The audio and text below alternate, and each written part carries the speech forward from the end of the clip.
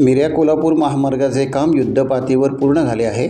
अंबा घाटात मात्र परिस्थिती अजून नियंत्रणात आलेली नाही. रत्नागिरीपासून अंबा घाटापर्यंत अनेक ठिकाणी डोंगरातूनच महामार्गाचे काम झाल्याने रस्त्याच्या शेजारीच मोठमोठ्या दरडी अस्तित्वात आहेत. सातत्याने पडणारा पाऊस आणि वादळी वाऱ्यामुळे या दरडीवर असणारी दगड माती ठिसूळ होताना दिसते. त्यामुळे महामार्गावर अचानक दरड कोसळण्याची शक्यता नाकारता येत नाही.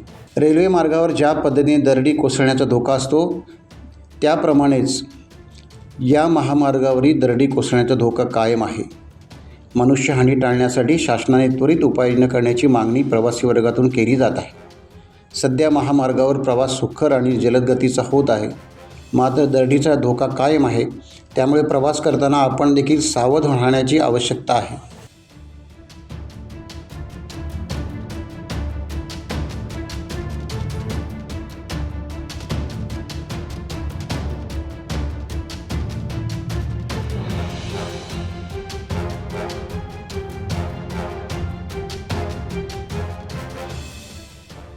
टाइम्स डिजिटलला लाईक करा, शेअर करा, सबस्क्राईब करा आणि बेल आयकॉन दाबायला विसरू नका. Times digital.